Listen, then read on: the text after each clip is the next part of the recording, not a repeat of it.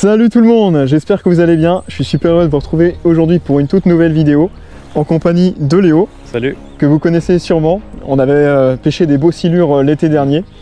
Et là, comme vous le savez, c'est la fermeture. Il n'y a plus le droit de pêcher au leurre. Je ne sais pas si vous vous souvenez, il y a pile poil un an, j'ai tourné cette vidéo-là, pêche en réserve incendie, que vous aviez surkiffé. Le but était de trouver et de voir s'il y avait du poisson dans cette petite réserve incendie. Et il se trouve qu'avec Léo, en passant sur ce chemin-là, ce petit chemin, juste là, derrière nous, on a découvert une petite réserve incendie qui a été sûrement construite à la même période que celle où j'avais été tourner la vidéo. Et regardez, donc c'est une 200 mètres cubes, donc elle est un peu plus petite que celle de l'année dernière qui était une 270 mètres cubes. Et du coup, ce qu'on va faire, c'est que on va essayer de pêcher dedans. Et en fait, hier, on a plongé un bâton pour jauger le fond. Et il y avait à peu près combien de fond? Il y avait environ 2 ou 3 mètres. Enfin, c'est hyper profond, voilà. Donc il y a potentiellement du poisson. On a vu un petit peu d'activité, donc on a pris des cannes. Et notre première mission a été d'aller chercher du gros lombric. Donc on va pêcher avec ces appâts naturels aujourd'hui. On a pris plusieurs cannes, donc on va pêcher au bouchon sur le fond. Et le but étant de voir si on peut toucher du poisson là-dedans, ça serait incroyable. Il y a du potentiel. Pourquoi pas toucher du gardon, du poisson blanc, peut-être qu'il y a de la brème, de la tanche, de la carpe, on va découvrir tout ça. Et pourquoi pas même de la perche, du carnassier. Du carnassier, ouais. Et de la perche qui pourrait peut-être se prendre au vert, quoi. Ça serait incroyable, ça serait énorme. Bon, c'est parti, on va tester et on va voir ce qu'on peut faire.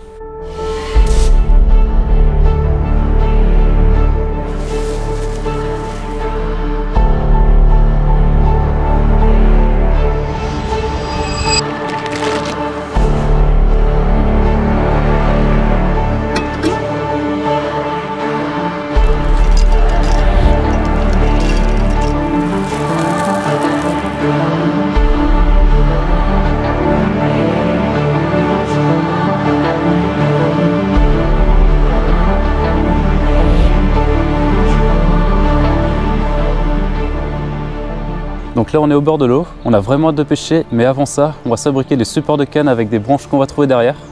Il y a pas mal de branches qui ont été coupées, donc on va s'en servir pour fabriquer ça. Allez, c'est parti. C'est une ronce, regardez la taille des ronces. C'était en friche partout. Partout c'était en friche. On voit qu'il y avait des petits arbres au bord avant. Donc ça se trouve c'est pêchable que depuis maintenant. Et c'était extrêmement sauvage. Du coup bah c'est que c'est vieux quoi. Quand on voit la taille des ronces et les saules qui devaient aller sur l'eau. Il y a même des racines de saules qui ont été enlevées là. On a de la chance, ça a été dégagé pour nous. Voilà, et on va se prendre des branches. Ça c'est pas mal.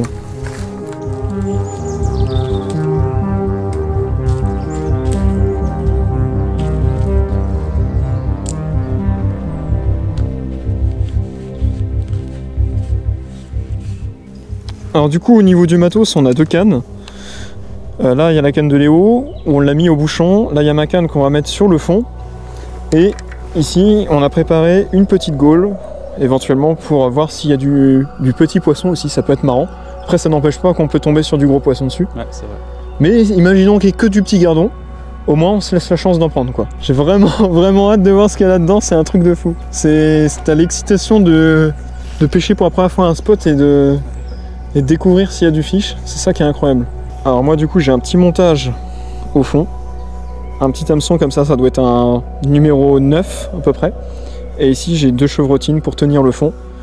Et du coup moi c'est un montage vraiment sur le fond pour éventuellement prendre du poisson qui serait à fouiller dans la vase, tel que de la carpe, de la tanche ou de la brème. Ou éventuellement du carnassier comme de la perche, c'est possible qu'il y ait de la perche là-dedans. Voilà, j'ai enfilé un petit verre. C'est vraiment pas grand. Elle est quand même plus petite que la première.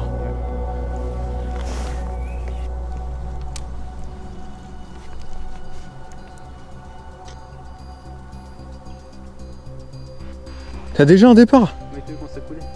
Bah, j'ai vu ton bouchon couler d'un coup, ouais. Attends, mais c'est incroyable. Oh, j'ai l'impression que ça fouille là-bas.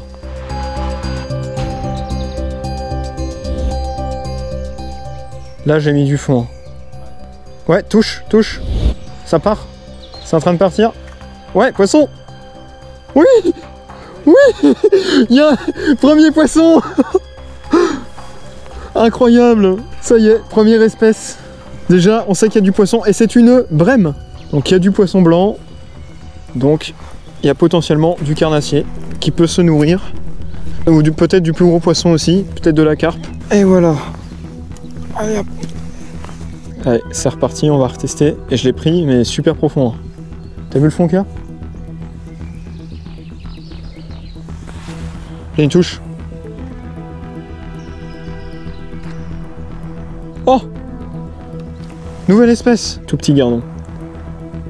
Incroyable. Deuxième espèce de validé. Il y a du gardon et de la brème. Ouais, troisième essai à la gaule. Je vais essayer un peu plus loin cette fois-ci. Ça y est, touche. Ça part. C'est dessus. Encore un petit gardon. Ouais, il y a beaucoup de poissons blancs en tout cas. C'est parti. Hop là. Je crois que ton fil a totalement disparu. Oui, mais ton fil il va dans l'eau là. Hein. Il était pas là tout à l'heure. T'as un poisson, Léo? Oui. Oh! Attends, non. Si, t'avais un poisson. T'avais un gros fiche. Il a dû se tanker après. Ouais, t'avais un gros poisson parce que... Ouais, il était plus dessus, mais... Oui, mais le bouchon, il était là. Hein. Ouais, là, il y a en fait du gros poisson. Oh, oh oui! Oh oui, ma canne! Elle s'est fait embarquer là. Bon bah on va insister, hein. Il y a du plus gros poisson. Il est un petit peu coupé. Oh oui, je l'ai!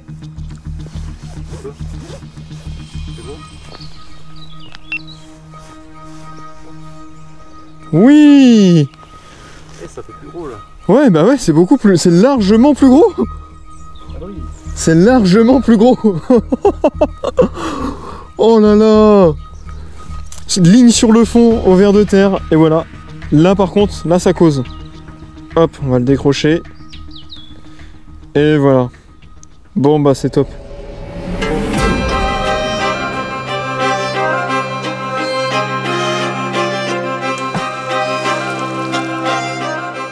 C'est en train de partir moi.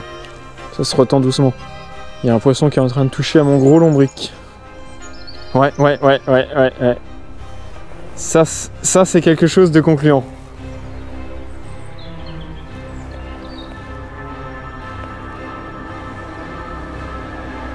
Ouais.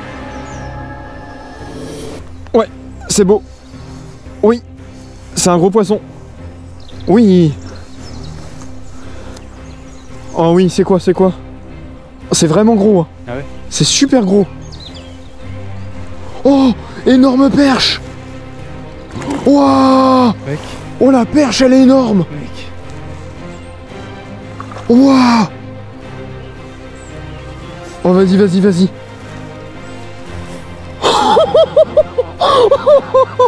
Oh ça bloque! Oh je suis choqué! Mec. Ça fait combien? Oh la perche! Oh le monstre. T'as ta toise? Mais j'ai des frissons! Est-ce que t'as ta toise là?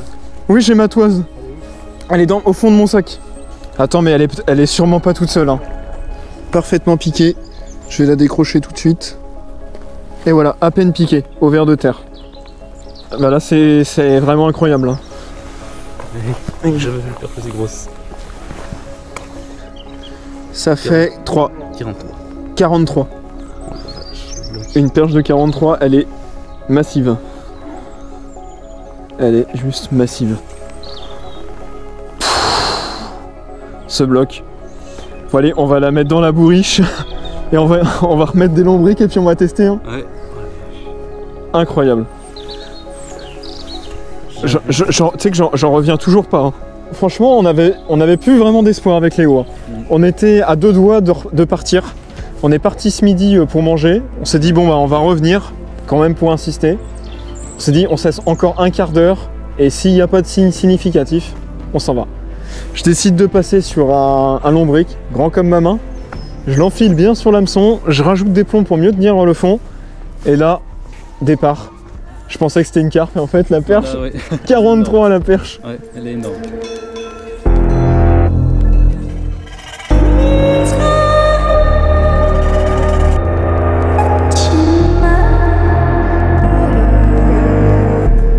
Et voilà le blocos. 43. Ouais. Qui aurait cru que ça aurait été possible d'avoir un tel poisson dans un si petit plan d'eau, quoi. Dans une petite réserve incendie. Franchement, c'est une surprise incroyable. N'hésitez pas à me dire dans les commentaires si ce genre de choses vous est arrivé à la pêche, de pêcher des endroits assez insolites comme ça et toucher de tels poissons. N'hésitez pas à lâcher vos anecdotes dans les commentaires, ça m'intéresse. Bon, on va la mettre dans la bourriche, puis bon, j'espère que tu vas aussi en valider une grosse, ce serait incroyable. Ouais, c'est parti. Bon, alors ça par exemple, pour vous donner un titre de comparaison, c'est les petits gardons qu'on a pu faire. Et ça, c'est la perche que j'ai fait, qui est juste monstrueuse. On va la relâcher. Allez ma belle.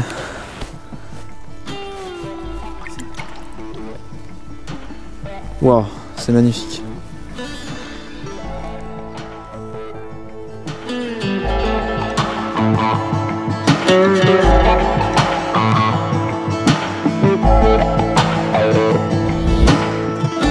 Et il y en a sûrement d'autres, hein, elle n'est pas toute seule. Hein.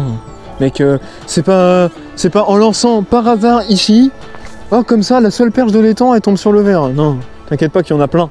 Mais c'est n'importe quoi, parce que c'est du tout au rien. On touchait que du petit gardon. Et là, évidemment, c'est pas une perche de 20, non, c'est une perche de 43, quoi. Je crois que ça a été ma meilleure décision, là.